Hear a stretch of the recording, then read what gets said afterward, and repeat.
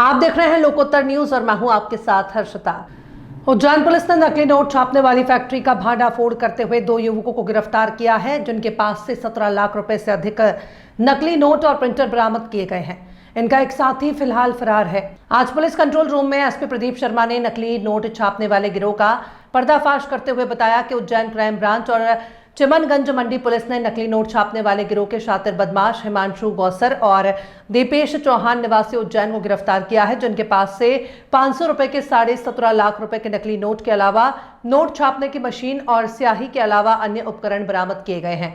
पूछताछ में बदमाशों ने बताया कि वो अपने एक अन्य साथी राजेश बरबटे के साथ मिलकर इंदौर में अरविंदो अस्पताल के सामने स्थित श्री गंगा विहार कॉलोनी के एक फ्लैट में नकली नोट छापकर कमीशन के आधार पर बाजार में सप्लाई करते थे।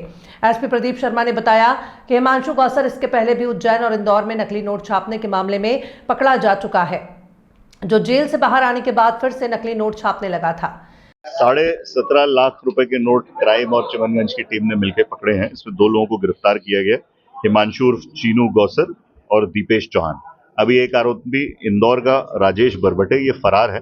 इसके घर पर दबिश दी गई थी, जहां पर इनको प्रिंट करने के लिए गंगा विहार कॉलोनी में नोट प्रिंटिंग की पूरी मशीन, उसकी सिक्योरिटी, थ्रेड, केमिकल्स और अधकच्चे बने हुए नोट करीब 15 लाख रुपए से ज्यादा के, वो भी इसकी घर से बरामद किए गए। इसमें हिमांशु और राजेश पूर्व में नकली नोटों के मामले में बंद किए जा चुके हैं, इसलिए इस बार हम लोग इनके ऊपर एनएसए की कार्रवाई भी करेंगे।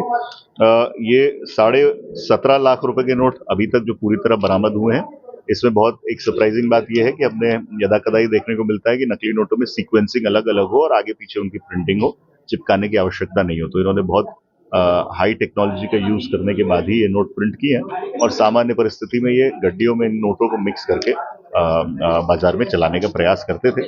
2023 में ये लोग गिरफ्तार किए गए थे नीलगंगा उज्जैन में और अन्नपूर्णा थाना इंदौर में। तब से करीब 1 साल तक उसके बाद जेल में रहे और उसके छूटने के बाद से पुनः इन्होंने यही काम प्रारंभ किया था, जिसके संबंध में अभी बैंक में कुछ दिन पूर्व हमारे एक पत्रकार साथी को 3 नोटों की जब जानकारी लगी थी, उसके बाद इस नेटवर्क को दोबारा से डेवलप किया गया, तो इन लोगों को गिरफ्तार किया गया। सर, ये सितंबर माह में जो गैंग रहा था उससे संबंधित है?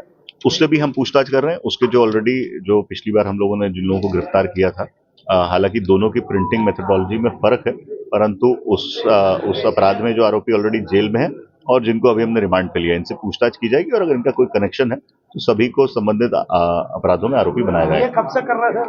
ये जैसा मैंने बताया कि 2023 में के एंड में ये अन्नपूर्णा और यहाँ नीलगंगा थाना क्षेत्र के अपराधों में गिरफ्तार किए गए थे।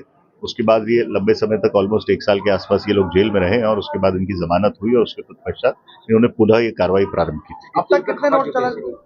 ये अभी आज हम लोगों ने क्योंकि रिमांड लिया है, तो अब इनके संबंध में कि अभी तक इन्होंने कितने इस वाले नेटवर्क में प्रिंट किए हैं और कहाँ पे इसको डिस्ट्रीब्यूट किया है, उसके संबंध में अभी हम लोग पूछताछ कर रहे हैं।